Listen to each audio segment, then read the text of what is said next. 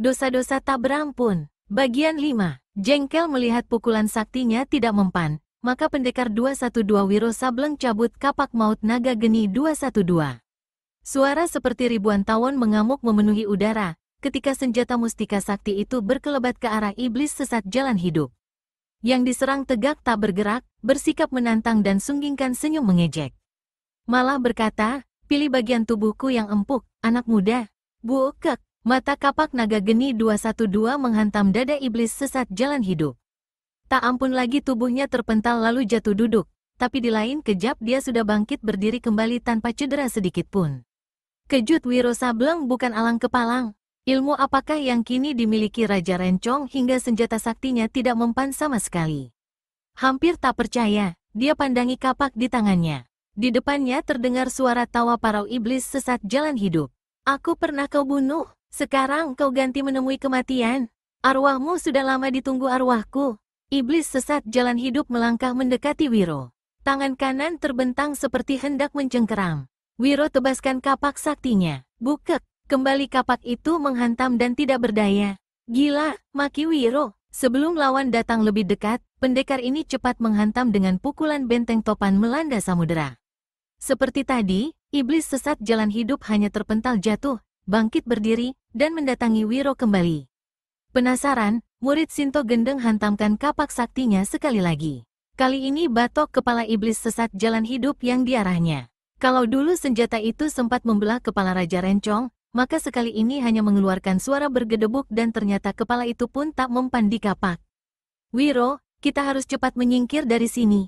Walaupun kita sanggup menghajarnya sampai 1000 jurus, tapi dia tak akan dapat dimatikan. Sebaliknya, kita akan kehabisan tenaga dan menjadi korbannya. Terdengar suara mengiang di telinga Wiro. Itulah suara Nyanyuk Ember. Aku tidak akan berlaku sepengecut itu. Aku yakin bangsat ini bisa dikalahkan, jawab Wiro. Jangan tolol. Sebelum kita dapat memecahkan teka-teki kekebalannya, kita berdua bisa mati percuma di tempat ini. Lekas dukung aku dan menyingkir dari sini. Cepat, karena menyadari memang tak mungkin melanjutkan penyerangan terhadap iblis sesat jalan hidup. Mau tak mau Wiro Sableng terpaksa mengikuti apa yang dikatakan Nyanyuk Ember. Dengan kapak tetap di tangan kanan guna melindungi diri, Wiro sambar tubuh si orang tua dan berkelebat ke jurusan timur. Iblis sesat jalan hidup mengejar sambil lepaskan pukulan ilmu kuku api. Wiro putar kapak maut naga geni 212. Serangan lawan musnah setengah jalan, tapi manusia iblis itu terus mengejar. Hanya saja dalam ilmu lari, tingkat kepandaiannya tidak dapat menandingi murid Sinto Gendeng itu. Dalam waktu singkat, dia sudah tertinggal jauh. Akhirnya dua orang yang dikejar itu lenyap di kejauhan di antara kelebatan pepohonan. Kalian tak akan bisa lolos sekalipun lari ke ujung dunia. Tunggu saja waktunya. Sekarang lebih baik aku mencari gadis keparat itu lebih dulu. Jika dia tidak ada di sini, pasti dia sudah kembali ke Pasir Putih. Jilid 13. Sang surya tampak merah membara, tanda sebentar lagi akan masuk ke titik tenggelamnya. Di tanah pekuburan yang terletak di sebelah selatan Pasir Putih, keadaannya sudah sepi. 2 jenazah telah dimakamkan. Para pengantar telah lama pergi. Hanya ada 1 orang kelihatan masih duduk bersimpuh di hadapan 2 tumpukan tanah merah. Pakaiannya yang putih kotor oleh merahnya tanah liat. Orang ini adalah Pandansuri yang tengah menghadapi makam ayah dan ibunya. Perasaan darah ini saat itu bercampur aduk. Pertama, tentu saja rasa sedih dan duka cita yang mendalam karena kematian kedua orang tuanya. Namun sekaligus dalam hatinya juga membara dendam kesumat terhadap pelaku pembunuh yang tidak pernah dilihatnya, hanya didengarnya bernama iblis sesat jalan hidup. Dalam hatinya sudah bulat tekad untuk mencari manusia iblis itu guna menuntut balas. Perlahan-lahan Pandansuri berdiri. Di saat dirasakannya harus pergi meninggalkan tempat itu, kembali air mata memercik dan meluncur di kedua pipinya. Ayah, ibu, saya harus pergi sekarang. Saya bersumpah di hadapan kubur ayah, ibu, untuk mencari pembunuh terkutuk itu. Saya tak akan berhenti sebelum menemui dan membunuhnya. Ketika Pandansuri hendak mencium bagian tanah di kepala kubur ibunya, tiba-tiba di belakangnya terdengar suara orang menegur. Satu suara yang keras tapi parau. Pandansuri, kau tak perlu jauh-jauh mencari pembunuh kedua orang tuamu. Orangnya sudah ada di sini. Aku orangnya. Kejut gadis itu bukan kepalang. Sejak menerima tambahan ilmu dari Nyanyuk Ember, perasaan dan pendengarannya jauh lebih tajam. Mengapa kini ada orang datang dari belakang, dia tidak dapat mengetahuinya? Hanya ada satu jawaban, mungkin pikiran dan perasaannya terlalu tertumpah pada nasib malang yang dihadapinya. Atau mungkin pula orang yang datang memiliki kepandaian tinggi luar biasa. Secepat kilat Pandansuri balikan tubuh. Serta-merta gadis ini terperangah, hampir keluarkan seruan kaget karena ngeri. Di hadapannya berdiri sosok tubuh dan wajah yang sangat menyeramkan. Sosok tubuh ini hanya mengenakan sehelai celana pendek, bertelanjang dada. Ada sehelai selendang hitam berbunga-bunga kuning emas melintang di bahunya. Seluruh tubuh, mulai dari kaki sampai ke dada, terus ke wajah, penuh luka bekas cacat yang mengerikan, terutama luka melintang di atas mata dan pipi kiri. Hahaha, kau takut, kau tak mengenaliku? Sosok tubuh mengerikan itu yang bukan lain adalah iblis sesat jalan hidup menyeringai. Siapa kau? Sentak Pandansuri setelah rasa kagetnya pulih. Aku iblis sesat jalan hidup. Aku yang membunuh kedua orang tuamu. Iblis durjana, teriak Pandansuri. Gadis ini langsung jentikan 10 jari tangannya. 10 larik sinar merah yang luar biasa panasnya berkiblat menghantam ke 10 bagian tubuh termasuk kepala iblis sesat jalan hidup. Yang diserang tak bergerak, malah bersikap menunggu dan menantang. 5 larik sinar merah menghantam. Terdengar suara berletupan. 10 sinar merah musnah. Pukulan sakti tadi, jangankan mencelakai atau membunuhnya, meninggalkan bekas pun tidak. Dinginlah tengkuk Pandansuri. Wajahnya pucat lesu. Iblis sesat jalan hidup tertawa bergelak. Ilmu kuku api, ilmu itu aku yang mengajarkannya padamu, Pandansuri. Apa katamu? Ilmu kuku api itu, aku yang mengajarkannya padamu. Hari ini kau harus mengembalikannya padaku, berikut nyawa dan kehormatanmu. Manusia iblis, apa maksudmu? Siapa kau sebenarnya? Aku bernama Hang Kumbara. Dulu bergelar Raja Rencong dari utara. Dulu pernah menjadi ayah angkatmu. Tapi kau mengkhianatiku. Kau bekerja sama dengan musuh-musuhku.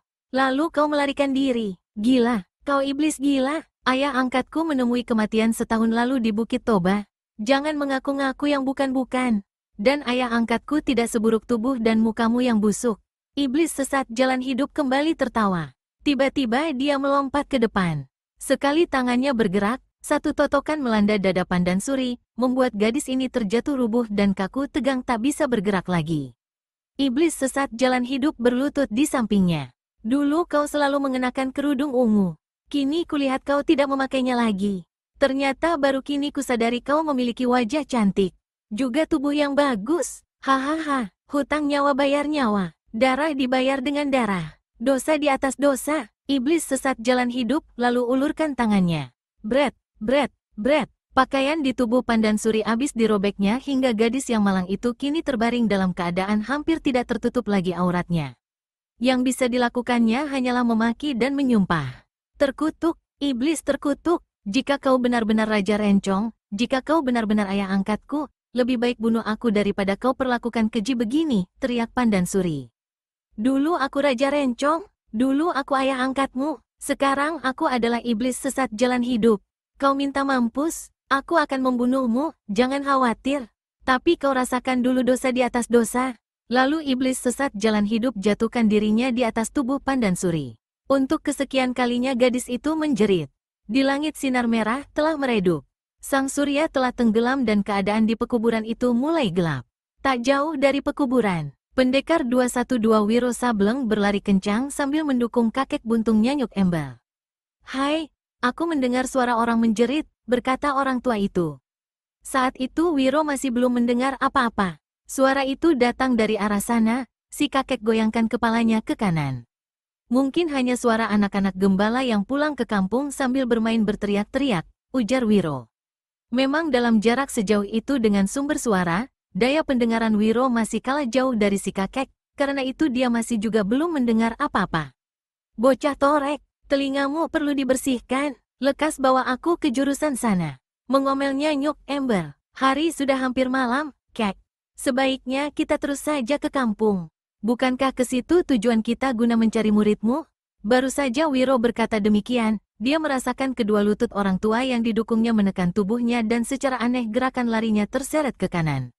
Dia kerahkan tenaga. Dia tahu kalau Nyanyuk Ember pergunakan kepandaian untuk menguasainya agar menurut apa maunya. Sadar kalau si kakek memang lebih lihai tenaga dalamnya, Wiro terpaksa berbelok ke kanan. Sesaat kemudian pendekar ini berkata seperti mengomel. Apa kataku, Kek? Kau menyuruhku membawamu ke jurusan ini. Tahukah kau apa yang ada di depan kita? Katakanlah, pekuburan, jawab Wiro. Pekuburan, lalu apa salahnya? Jeritan itu semakin keras kini. Dan aku membawi sesuatu yang busuk. Wiro kini sudah pula mendengar suara jeritan itu, juga bau busuk seperti yang dikatakan si kakek. Hai, bau busuk itu, bukankah ini bau busuk tubuh iblis sesat jalan darah? Dia pasti ada di sekitar sini, kata Wiro. Tepat, teruslah lari ke jurusan jeritan itu. Aku hampir pasti itu adalah suara muridku. Ketika sampai di bagian pekuburan yang membukit, Wiro melihat sosok tubuh iblis sesat jalan hidup di kejauhan, seperti tengah menghimpit seseorang di bawahnya. Durjana terkutuk, teriak pendekar 212. Seperti terbang, tubuhnya melesat ke arah dua kubur yang masih merah, di samping mana Pandansuri siap dirusak kehormatannya. Iblis sesat jalan hidup bukan tidak tahu kalau ada orang yang datang. Masih dalam keadaan terbaring di atas tubuh Pandansuri, dia lepaskan pukulan kuku api. Secepat kilat Wiro balas menghantam dengan pukulan sinar matahari. Nyanyuk ember yang ada dalam dukungannya tiba-tiba melesat ke udara, lalu jatuh di tanah, berguling-guling sampai akhirnya berhenti karena tertahan oleh sebuah batu nisan. Dari jeritan muridnya dia tahu persis di mana Pandansuri berada. Maka tubuhnya pun digulingkan ke tempat gadis itu terbaring. Iblis sesat jalan hidup kembali lepaskan pukulan ilmu kuku api. Kali ini ke arah Nyanyuk ember. Tapi lagi-lagi Wiro menghantam dengan pukulan sinar matahari. Malah tangan kirinya sekaligus lancarkan pukulan yang dipelajarinya dari tua gila, yakni pukulan Dewa Topan menggusur gunung. Tubuh iblis sesat jalan hidup terpental. Tapi setelah bergulingan beberapa kali, dia cepat berdiri dan kini menyerbu pendekar 212 dengan pukulan sakti bernama Topan Pemutus Urat. Hebatnya bukan alang kepalang. Selain mengeluarkan suara menggemuruh, sekali tubuh tersambar angin pukulan sakti ini maka kontan urat-urat yang ada di bagian tubuh itu hancur berputusan.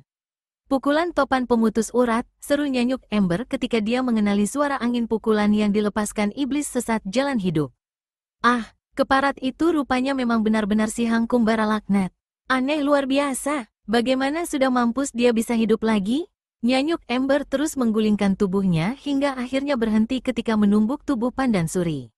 Di bagian lain, pendekar 212 Wiro Sableng merasakan tubuhnya seperti dicengkeram oleh belasan tangan yang tak kelihatan. Sadar akan bahaya kehebatan kesaktian lawan, murid Sinto Gendeng ini keluarkan bentakan keras, hantamkan kapak naga geni 212 ke depan sedang tangan kiri lepaskan pukulan dinding angin berhembus tindih menindih. Tapi sungguh di luar dugaan sang pendekar. Angin sakti pukulan lawan masih terus melabraknya. Untuk selamatkan diri, mau tak mau Wiro terpaksa melompat ke udara. Tapi saat itu terdengar teriakan Nyanyuk ember, jatuhkan dirimu ke tanah. Rupanya orang tua itu tahu cara bagaimana menghadapi serangan Topan Pemutus Urat, maka secepat kilat Wiro Sableng jatuhkan diri, menelungkup sama rata ke tanah. Angin maut lewat di atas punggungnya, bersiur sejuk seperti hembusan angin gunung. Gila, rutuk Wiro dan melompat berdiri. Begitu berdiri dia segera lindungi diri dengan hantamkan pukulan sinar matahari ke arah lawan. Sadar kalau sebelumnya pukulan itu tidak mampu menciderai manusia iblis itu, maka Wiro susul dengan membabatkan kapak naga geni 212. Tabasannya sengaja diarahkan ke batang leher iblis sesat jalan hidup. Bukek, mata kapak telak-telak menghajar batang leher iblis sesat jalan hidup, membuat tubuhnya terbanting jungkir balik. Tapi di lain saat dia kembali berdiri sambil keluarkan suara tertawa mengekeh. Murid Sinto Gendeng dari Gunung Gede ini jadi keluarkan keringat dingin. Kalau iblis ini memang tidak bisa dibunuh, berarti nyawaku kali ini tak akan ketolongan. Pasti juga orang tua dan gadis itu akan dibunuhnya. Akan Nyanyuk ember, begitu tubuhnya membalik. Muridku, kau tak apa-apa, kau mana bisa melihat. Guru, sahut Pandansuri yang masih terbungkus hawa amarah terhadap iblis sesat jalan hidup. Makhluk iblis itu hendak memperkosaku. Seluruh pakaianku habis dirobeknya. Ah, untung mataku buta. Kalau tidak, tentu aku menyaksikan pemandangan yang... Dalam keadaan seperti ini kau masih bisa bergurau. Guru, kau keterlaluan, potong Pandansuri dengan suara keras tapi seperti hendak menangis. Sudah, jangan marah padaku. Bahaya belum lewat. Lekas kau tutupi tubuhmu dengan jubah biruku ini, kata Nyanyuk ember pula. Lalu jubahnya tampak menggembung. Secara aneh, pakaian yang sangat besar dan berwarna biru itu bergerak naik ke atas melewati perut, dada dan akhirnya lolos dari kepalanya. Jubah itu kemudian jatuh menutupi tubuh Pandansuri yang nyaris telanjang. Si orang tua sendiri kini hanya mengenakan celana kolor dekil. Guru, aku harus menuntut balas kematian ayah dan ibuku. Mereka dibunuh oleh iblis sesat jalan hidup. Aku sudah bersumpah untuk membunuhnya. Bisakah kau tolong melepaskan totokan di tubuhku? Rupanya kau kena ditotok oleh iblis itu. Pantas tadi ku dengar hanya suaramu saja yang menjerit-jerit. Lekas katakan bagian mana tubuhmu yang ditotok. Dada, menerangkan Pandansuri. Bukek, Nyanyuk Ember hantamkan kepalanya ke dada gadis itu hingga Pandansuri terpekik kesakitan. Tapi justru tumbukan kepala pada bagian dadanya itu membuat totokannya punah. Begitu terlepas dari totokan, gadis ini melompat tegak dengan tubuh berselimutkan jubah biru Nyanyuk Ember yang menjela-jela sampai ke tanah pekuburan. Iblis laknat! Kau harus mampus di tanganku, teriak Pandansuri seraya bergerak mendekati iblis sesat jalan hidup yang saat itu siap menerjang pendekar 212 Wiro Sableng yang berada dalam keadaan terdesak. Iblis sesat jalan hidup berpaling dan terkejut. Bukan ancaman maut yang diteriakkan Pandansuri yang membuatnya terkejut, tetapi jubah biru milik Nyanyuk Ember yang menyelubungi tubuh si gadis membuatnya jadi kecut. Gadis pengkhianat ayah angkat, pergi kau! Menjauh dari sini kalau tidak ingin kuhabisi detik ini juga. Sebagai jawaban, Pandansuri jentikkan 5 jari tangan kanannya. 5 larik sinar merah ilmu kuku api menyambar ganas ke arah iblis sesat jalan hidup.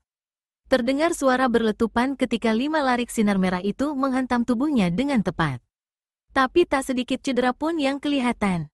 Bahkan selendang hitam yang sampai saat itu masih tersandang di bahu kanannya tidak rusak sedikit pun. Pergi, teriak iblis sesat jalan hidup ketika Pandansuri semakin mendekat. Satu-satunya daun telinga yang dimiliki Nyanyuk Ember tampak bergerak-gerak. Orang tua ini memutar otak. Aneh, katanya dalam hati. Suara iblis itu seperti menunjukkan rasa takut. Apa yang ditakutinya terhadap muridku? Bukankah mudah saja dia membunuh sementara aku tak berdaya menolong? Pergi, iblis sesat jalan hidup berteriak lagi. Pandansuri semakin dekat. Takut jubah biru itu mengenai tubuhnya. Iblis sesat jalan hidup segera lepaskan pukulan topan pemutus urat. Namun gebukan kapak maut naga geni 212 yang menghantam perutnya, meskipun tidak dapat melukai kulitnya, membuat tubuhnya terpental dan jatuh duduk di atas sebuah kuburan tua. Sementara itu Pandansuri yang penuh dengan dendam membara serta penasaran melihat ilmu kuku apinya tidak mempan terhadap iblis sesat jalan hidup, tiba-tiba ingat pada ilmu pukulan sakti bernama Surya Biru yang selama 1 tahun belakangan ini dipelajarinya dari Nyanyuk Ember.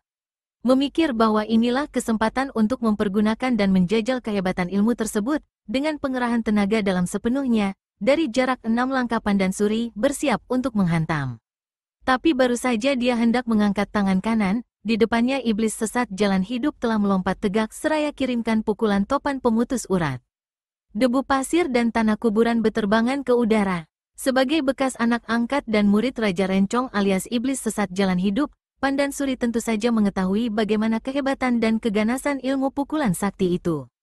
Namun dia pun mengetahui pula bagaimana cara menyelamatkan diri. Maka cepat-cepat gadis ini jatuhkan diri sama rata dengan tanah. Angin pukulan maut lewat di atas tubuhnya. Keparat, teriak iblis sesat jalan hidup. Ingin dia melompat dan mencekik batang leher gadis itu, menghancurkan tulang belulang di sekujur tubuhnya. Tapi jubah warna biru membuatnya takut tak berani mendekat, apalagi sampai menyentuh jubah tersebut. Warna biru adalah pantang yang berarti maut baginya. Saat itu matahari sudah tenggelam. Keadaan di pekuburan itu mulai gelap. Iblis sesat jalan hidup keluarkan suara menggembol. Kalau ku serang terus-menerus, masakan 2 bangsat ini tak akan mampu kubereskan, begitu dia membatin. Yang dimaksudkannya dengan 2 bangsat adalah Pandansuri dan Wiro Sableng. Nyanyuk Ember, orang tua yang tak berdaya karena cacat tubuhnya itu tidak dipandang sebelah mata oleh sang iblis. Maka kembali dia lepaskan pukulan topan pemutus urat ke arah Wiro sedang ilmu kuku api ke jurusan Pandansuri. Namun dengan kapak naga geni 212 di tangan, Wiro mampu menangkis sambil jatuhkan diri ke tanah, sedang Pandansuri melihat gerakan lawan, lebih cepat melompat jauh berkelit. Selagi iblis sesat jalan hidup geram dan gemas, dari samping Wiro lepaskan pukulan sakti dengan tangan kirinya yakni pukulan topan melanda samudera. Ketika iblis sesat jalan hidup jatuh dan terguling kena hantaman pukulan itu, dia susul dengan pukulan sakti lainnya yang selama ini jarang dikeluarkannya, yakni pukulan angin es. Kapak diselipkan di pinggang. Kedua tangan diangkat ke atas dengan telapak terkembang ke arah iblis sesat jalan hidup. Dalam waktu singkat, mendadak saja udara di tempat itu menjadi dingin sekali seperti dibungkus es. Nyanyuk Ember merasakan tubuhnya bergetar kedinginan. Apalagi saat itu dia hanya mengenakan celana kolor karena jubah birunya dipakai Pandansuri untuk menutupi tubuhnya. Si gadis sendiri merasakan tubuhnya menggigil dan gigi-giginya bergemeletukan. Makin lama udara makin dingin. "Hai, apa yang terjadi di sini? Mengapa tubuhku seperti beku?" seru Nyanyuk Ember. Orang ini kerahkan tenaga dalamnya untuk melawan hawa dingin luar biasa itu, tapi sia-sia. Pandansuri tersungkur ke tanah setelah kedua lututnya tertekuk tak sanggup lagi berdiri menahan dingin. Akan halnya iblis sesat jalan hidup, makhluk yang sebenarnya sudah mati ini sama sekali tidak terpengaruh oleh ilmu kesaktian yang dikeluarkan pendekar 212 Wiro Sableng. "Pemuda keparat, kau boleh keluarkan segudang ilmumu. Tak satu pun yang bisa mencelakai apalagi membunuh iblis sesat jalan hidup." Abis berkata begitu, iblis sesat jalan hidup menghantam dengan ilmu kuku api. Karena kali ini dia kerahkan seluruh tenaga dalamnya yang ada, maka 5 larik sinar merah yang berkiblat panasnya bukan alang kepalang. Udara dingin serta merta punah dan murid Sinto Gendeng terpaksa jungkir balik selamatkan diri dari serangan lawan sambil memaki tegang. Begitu merasa hawa dingin lenyap dengan tiba-tiba, Pandansuri cepat berdiri. Tepat pada saat iblis sesat jalan hidup berpaling ke arahnya dan kembali menghantam dengan pukulan topan pemutus urat. Namun sekali ini sang dara bergerak lebih cepat. Pukulan sakti surya biru yang dipelajarinya dari Nyanyuk Ember, yang sejak tadi ingin dikeluarkannya, kini begitu melihat kesempatan, serta-merta dipukulkan ke arah iblis sesat jalan hidup. Di ujung jari-jari Pandansuri menderu sebentuk sinar biru, bergulung-gulung seperti mata kikir membuntal cepat ke arah sasaran. Iblis sesat jalan hidup berseru tegang melihat sinar biru yang datang menyambar. Sesaat dia tertegun bingung dan kecut, tak tahu apa yang harus dilakukan. Untuk menangkis pukulan sakti lawan, dia khawatir cipratan atau taburan sinar biru masih sempat menyambar tubuhnya. Mau tak mau dia terpaksa melompat ke samping untuk selamatkan diri. Celakanya, dari samping pendekar 212 Wiro Sableng kembali menghantam dengan pukulan sinar matahari. Akibatnya tubuh iblis sesat jalan hidup yang barusan lepas dari hantaman gulungan sinar biru, kini kembali terdorong dan langsung menabrak sinar biru pukulan sakti Pandansuri. Terjadilah satu hal yang menggigikkan. Iblis sesat jalan hidup terdengar menjerit seperti lolongan anjing. Tubuhnya mengeluarkan suara seperti besi panas membara yang dicelupkan ke dalam air. Sekujur kulit dan daging tubuhnya meleleh seperti dikelupas. Bau busuk sengit memenuhi udara. Tubuh yang kini hanya tinggal tulang belulang itu tak beda seperti jerangkong, terkulai lalu jatuh roboh ke tanah pekuburan. Lapat-lapat di kejauhan kembali terdengar suara seperti anjing melolong. Wiro rasakan bulu kuduknya berdiri sedang Pandansuri gemetar ngeri. "Hai, apa yang terjadi?" terdengar Nyanyuk Ember bertanya. Pandansuri tak kuasa menjawab. Dirinya masih dicengkam rasa ngeri. Wiro akhirnya membuka mulut. "Muridmu berhasil membunuh makhluk terkutuk itu." "Ah, betul begitu? Ah, sungguh luar biasa," kata Nyanyuk Ember. "Bagaimana kau bisa melakukannya, Pandan?" Sang dara masih belum bisa membuka mulut. Kembali Wiro yang menjawab. Tubuh manusia iblis itu seperti lilin meleleh ketika muridmu menghantamnya dengan pukulan sakti yang memancarkan gulungan sinar biru. "Pukulan surya biru," seru si orang tua. "Tadi itulah yang membunuhnya. Tuhan Maha Kuasa, kini aku ingat." Iblis sesat jalan hidup berpantang dengan segala sesuatu berwarna biru. Wiro kerenyitkan kening sedang Pandansuri berpaling memperhatikan wajah orang tua itu dalam gelap. "Kini aku tahu mengapa dia tadi seperti ketakutan ketika muridku mendekatinya.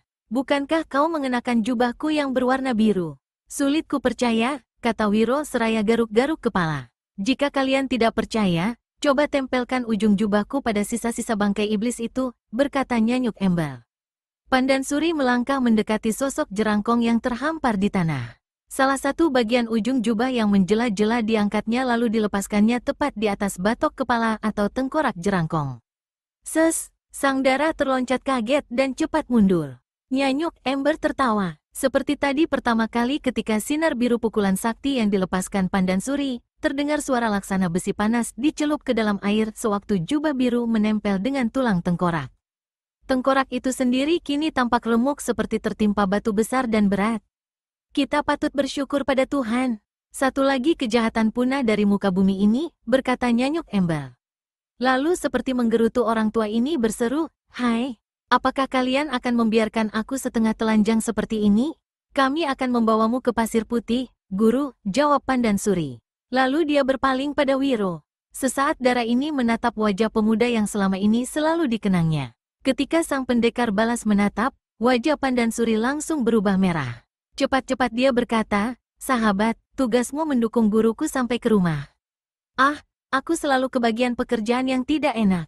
Tapi tak apa, aku lebih suka mendukung tubuh gurumu daripada disuruh memakai jubah birunya yang butut dan sedap baunya itu." "Hai, jangan menghina jubahku. Ingat, kau pernah kususupkan dalam jubah itu ketika Raja Rencong mencarimu," berseru Nyanyuk Embel. Wiro menyeringai, tapi dia terus saja menggoda Pandan Suri. "Kau tahu," katanya pada gadis itu, "kalau aku tidak salah hitung, paling tidak jubah itu tak pernah dicuci selama 10 tahun. Dan itu yang kau pakai sekarang? Hahaha, apakah tubuhmu tidak merasa gatal? Kau keterlaluan, menghina guru dan menggoda orang," kata Pandan Suri. Lalu gadis ini balikkan diri dan tinggalkan tempat itu. Wiro tak bisa berbuat lain daripada mendukung Nyanyuk Ember di punggungnya dan mengejar Pandan Suri yang berlari menuju kampung Pasir Putih.